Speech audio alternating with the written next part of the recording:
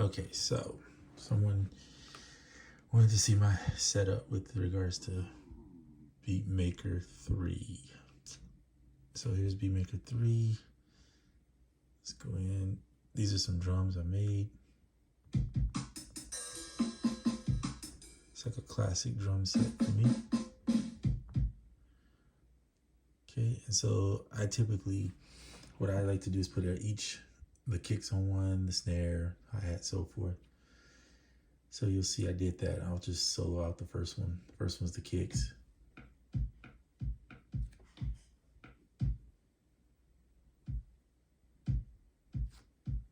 Then you see the next one.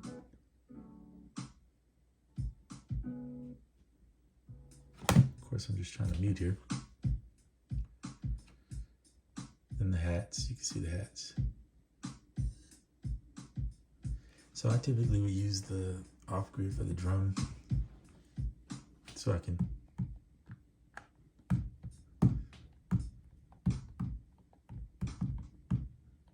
right, and then I'll space them out, put them each in their individuals. So there's the kicks, snares, hats. And then what's cool, obviously, if you use BeatMaker 3, you know that it has the roll, so the note repeat.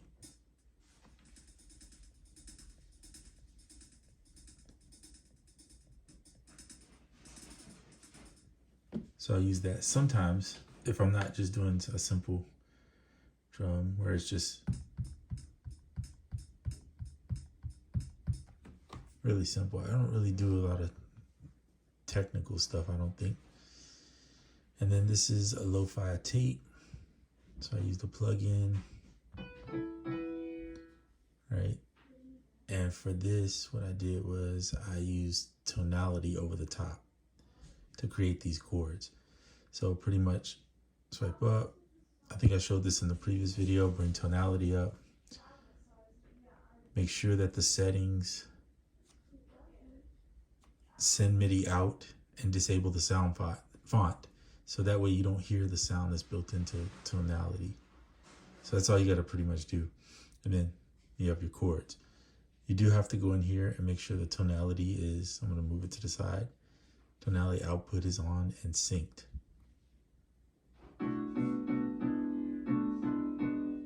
So that you can bring it back in and play. And that's pretty much what I did. This song is in the key of C natural minor. Okay. So then that's when you have this.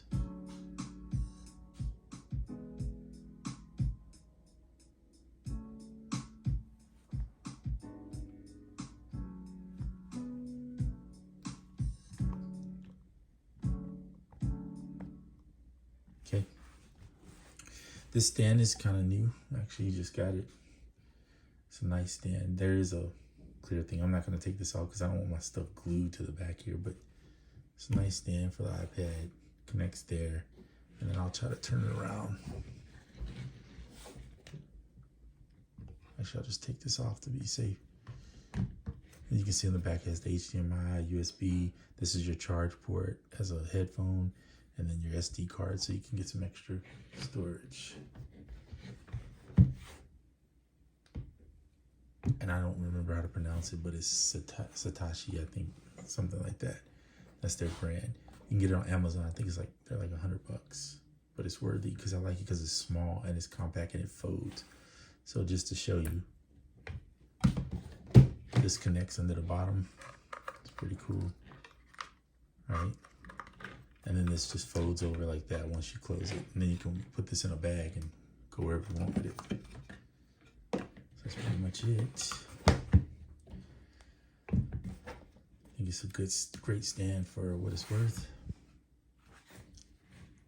And that's it. And then use this. So if I need to play keys outside of using tonality, if I want to play actual keys, then I grab,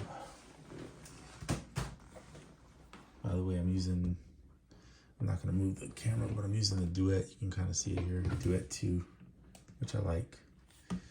And then this is my XKey 37. And, you know, you still have to do the sync it thing. So I like to use MIDI emitter. Just right here. I'm sorry, that was MIDI emitter. Go into devices and you can sync that one too. Now it's connected. So now you have tonality and you have your keyboard.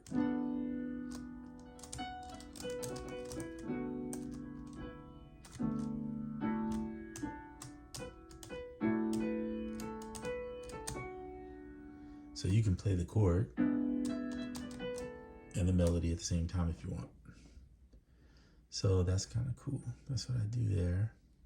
Of course, you better turn on sync if you want that to work right. And you can turn the output devices off. Same thing with this one, you don't need the output devices on. All right, so that is pretty much my setup of what I use right now. And then you can see over here, there's the MacBook Air, which I use for arranging if I'm not using BeatMaker 3, and I can arrange in that, mix in that too, which I prefer. So I might start it here, I might finish it here, it just depends on what I feel like doing. But I do enjoy it, using it. You can keep this here. You can use this as your controller to start and stop and record, which is cool. All right, hit save. And then you got my favorite.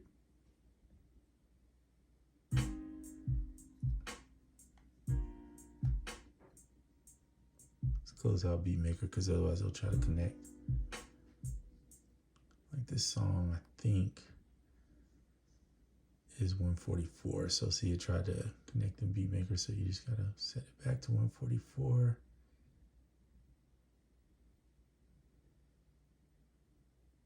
There we go.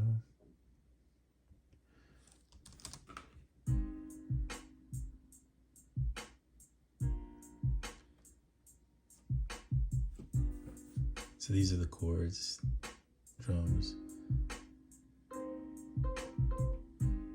Hit that. Set it to chromatic.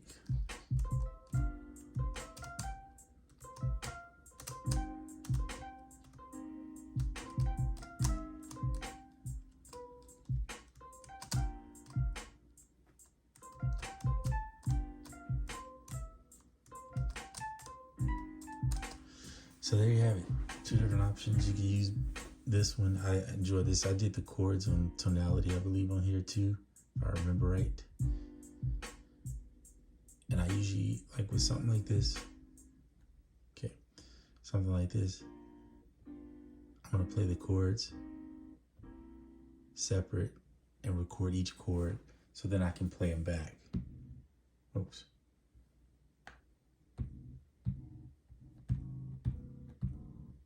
Oh, you know what? I think I'm still in that. Yeah, you gotta get out of there. I'm sorry.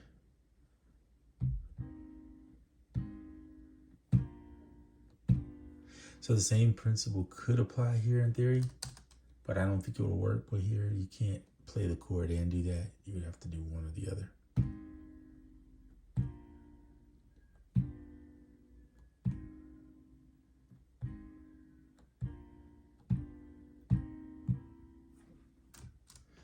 But there you go.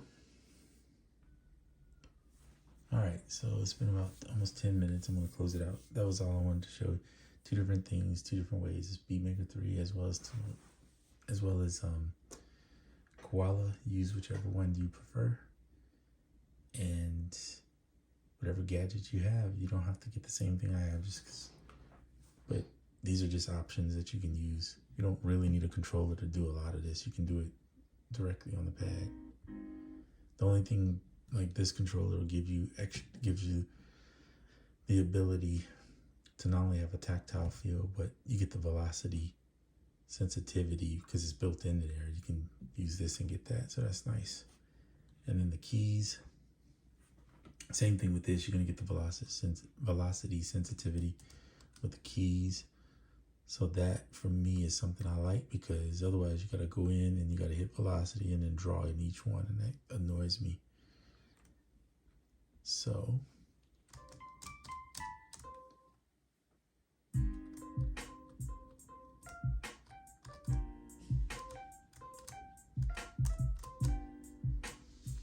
there you have it.